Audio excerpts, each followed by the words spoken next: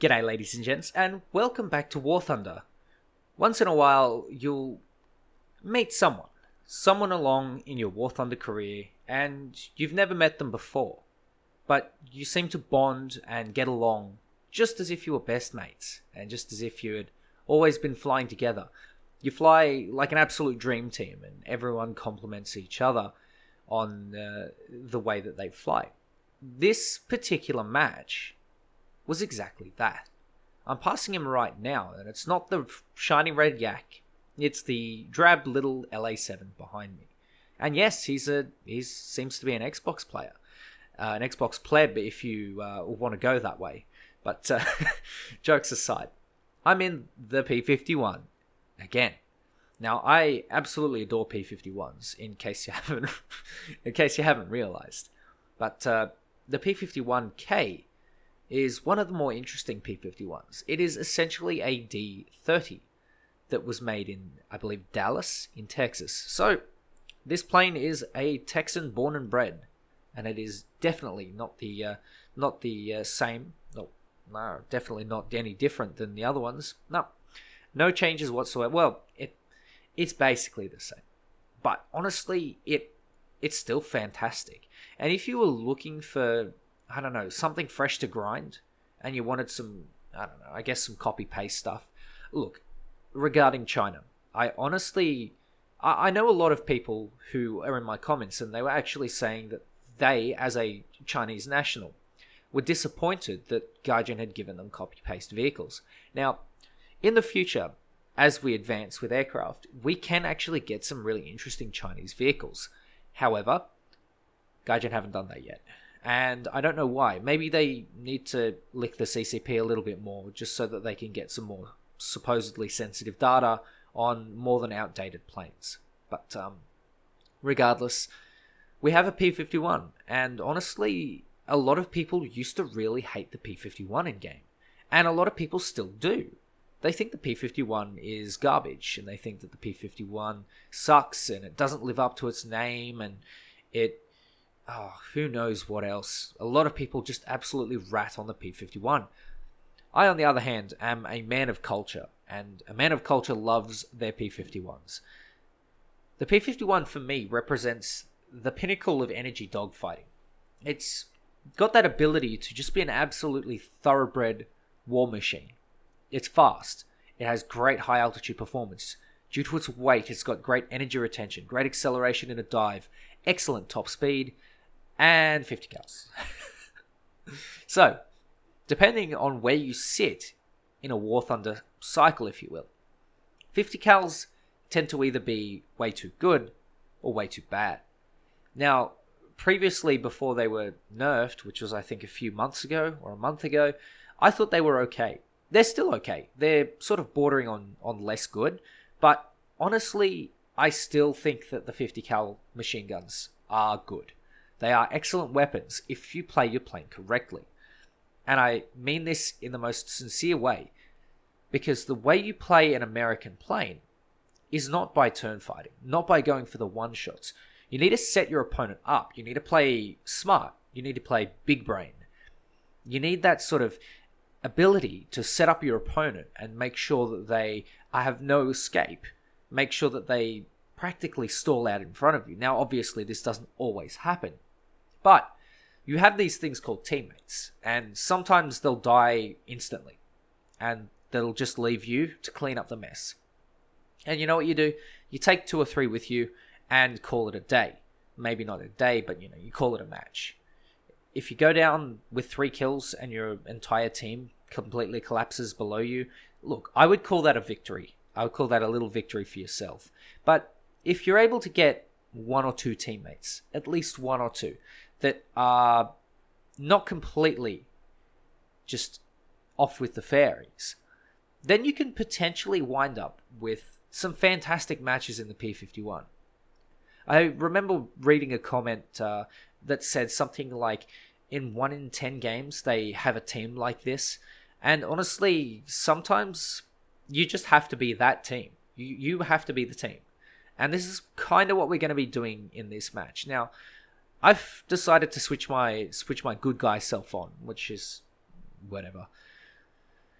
what I want to do here is I'm going to go for the highest altitude target. That G5N, I'm going to let him go for his bombing run, because I trust that if he goes to space, then I've got plenty of ground targets and plenty of time on my hands to strafe out every last one and drain his tickets before he can even have a chance to return back to base from 10,000 meters. The A7M here is probably my biggest threat, and it is probably my team's biggest threat as well. It's one of the more threatening, one of the more powerful planes, simply because of its raw performance, and then it has those 20 mils and the 13.2s. But the A7M has made an absolutely critical error. He's gone for a dive and then turned straight away, and what this does is it bleeds his energy, his speed, and his altitude, which leaves him in a really, really easy spot for me. Well done to that Yak 9T, absolutely fantastic job. So now what we're going to do is go for this Focke-Wulf 190. Now the 190 in the Japanese tree has always been interesting to a lot of people, because it is the one plane that throws away the turn fighting meta of the Japanese tree, and sort of throws in a bit of boom and zoom. So if you combine Focke-Wulf 190 with, say, KI-43 or A7M2, you end up with a really, really deadly combo. So, because the Yak 9 is a lot better at low altitude than the 190, or at least so I think, I'm going to let him go for it, and that can be his kill as his sort of reward. I don't want to bother him, because chances are this guy's probably just going to run, and you will see a little bit more of this 190 later on. So, now that the G5N has done his bombing run, I think I'm going to go in and deliver the killing blow, because a little part of me, just a little part of me, doesn't really trust that bomber pilot to not climb to space. And I get it, I understand. I've made a video 2 or 3 years ago on the bomber situation in War Thunder. You should go and watch that before you make any judgments. But I'm sorry, little one, or big one in this case. But yeah, G5N's got to go. So the P-51, it, especially against Japanese props, manages to shred them quite well.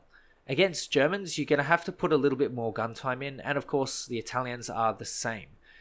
You're going to have to put a little bit more gun time, and this requires just a little bit more setting up, but the faster they are, the heavier they are, the harder they fall, and so it's a lot easier to bait them into a situation where they're going to stall out in front of you, because the Zeros don't really stall. And just as you might have thought, yep, my team has just about crumbled. So, what am I going to do? I have 2 or 3 teammates left, so I need to go and help them out. Now, I don't want to dive all on the one opponent. I can't really just dive for the lowest one or the first one I see. That's a really dumb move, because if you dive on that one, there might be someone else at altitude that comes and touches your booty in a way that you didn't want your booty to be touched. And so what I'm going to do is go for a little quick snipe on the Zero here. I'm going to keep my speed, and I'm going to put myself into a zoom climb. He's going to try and follow, and even if he did, the LA7 would come and... But, yep, doesn't happen. So, it's my turn now. And once I'm done, it'll be the... I guess it'll be the LA7's turn. So, I'm going to continue going nice and straight, and just as the LA7 is about to come in, I need to make my move. Oh, well, I'm going to have to make a different move now, because exactly what I had said about a minute earlier has come true. A Zero, out of nowhere, above me, on a higher energy state. I need to get out of there. The Zero, look at that thing. It just turns on a dime, and it is 300 meters behind me. So, yeah, I'm a little bit concerned at this point, and I'm trying to put my speed to its best use.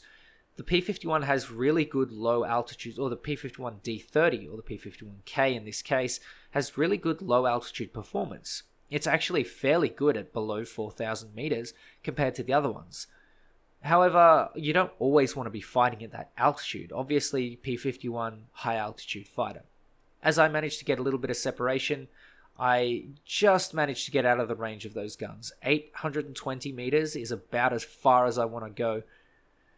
Maybe a little bit more, especially if he had any 20 mils left. He's already clipped my wing and clipped my tail a little bit. I don't want any more damage than it needs to be. I'm going to leave the LA7 with his little tasty morsel of an A6M5, and that Ki-61 isn't really going to bother me either. So, once the A6M5 turns off, I'm going to head straight back to either this A6M5 or the one that my teammate is dealing with, so that I can either help my teammate or have a kill for myself. And it looks like I'm probably going to be going for this one. Now, the P51 is extremely fast on the deck. It will catch a Zero, but you need to really be careful here. Because if the Zero decides he wants to turn and go for the vertical, which he doesn't, and I managed to get a nice little sniping, the Zero can easily pop up, so you've got to be careful. I would take your shots from a little bit longer than you would usually do, and play a little bit more cautious in a situation like that, because you do need to maintain that advantage. Now, this little Zero here is pretty low on what looks like everything. He's leaking a bit of oil, a little bit of fuel, and he's going to go for a head-on me, is he? No? Maybe? If he was going to go for a head-on, I would have evaded 100%, but because I've closed the distance and inside his convergence, I don't really get any opportunity to take a kill. Now, this 190 is going to be an absolute pain in the ass. He's going to dive down on the LA7, and then he's going to come for me. You can see that he's given up on the LA7, and now what I've got to do is I've got to cut my turn in, and then I'm going to cut it out because I know that he was going to react to that. The Focke-Wulf 190 has excellent roll rate, and so if I can bamboozle him twice, then I can really get to him.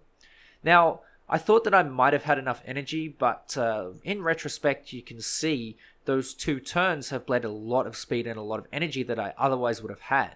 And instead of committing fully to a stall, what I need to do is put the nose down and get the hell out of there. Maybe he'll go for the LA7. Maybe he'll go for me. And it looks like he's going to go for me. So what I'm going to do is cut underneath, and then cut out, and then cut underneath, and cut out again. What this does is this confuses the 190 and makes him try and go for different targets or different aspects, try and lead differently. And fortunately for me, that worked. This 190 seems to be running stealth belts, so I need to be extremely careful. I can't just judge it by the traces, and even if I did, my ping sometimes doesn't really handle me well. But this 190 is going to run for a bit. Run all the way to the airfield. Nice. That's all I'm going to say. Nice. It's, I don't know.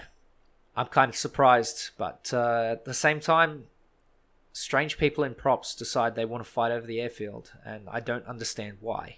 Now, one of the Zeros is taking off, and you can see he's actually closing the distance quite rapidly. At the same time, the 190 closes the distance, and it looks like Swiggity Swooty, he wants my booty. And I'm going to do basically the same thing. I'm going to turn out, but this time I'm going to go up because I have a little bit of altitude on him and a little bit of speed. And hopefully he can commit to a vertical turn fight before the Zero gets in. But unfortunately for me, he goes down to the deck. He goes for a dive. And then my LA7 buddy comes in from earlier. This is going to be interesting because the A6M is pretty lightweight. If I can get rid of him early, that leaves a very, very big opponent out of the fight. And I managed to get a critical hit on him, damage his tail, and maybe damage some engine or something like that. But I need my speed really, really badly because this 190 will come back, and he will come back to bite me. Maybe the LA7 will have some fun taking that A6M off my ass. And it looks like he's done a fairly good job of it. But the 190 is coming in, so I've got to be really careful. The A6M decides he wants to commit to my LA7 friend, and he baits it perfectly, absolutely perfectly. Mad props to this LA7. He's doing an absolutely fantastic job. Speaking of fantastic job, this A5 is doing a fantastic job of being an absolute pussy. I mean, he ran back to his airfield when the Yak 9 turned up. He ran back to his airfield when I turned up, and he's probably going to run back to his airfield when the two of us turn up. But this time he's actually got a decent reason for it. The Kai 61, as you can see, is coming in for a little bit of fun time. You can see he wants to go for a turn fight, so I'm going to put my plane into the vertical. Again, trying to evade the 190A5. I didn't actually see him until the last minute, but putting him up into the vertical like this leaves him really, really vulnerable for the LA7. And what this leaves me to do is leave the Kai 61 up for open grabs. I just need to maneuver my plane to get into the right position because the P51 is a very heavy plane. It doesn't do well at low speed. What I need to do is put the nose down, pick up a little bit of speed, and try and get as much 50 cal ammunition as I can. And now I'm down to my two 50 cals in the center of the wing, which have, I think, 150 or 200 more rounds than the other ones. So I'm going to do a little bit of what I call like a lag roll. And what this will do is make sure that I sit behind the Kai 61. Now the 190 wants to come back, and he wants to come back for a little bit of booty, but he's burning. So I need to really make sure that I don't get shot down by him. But I don't. And it's just me and this Kai 61.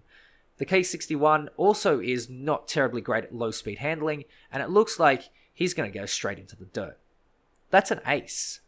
And obviously 2 kills set up and baited for the LA7.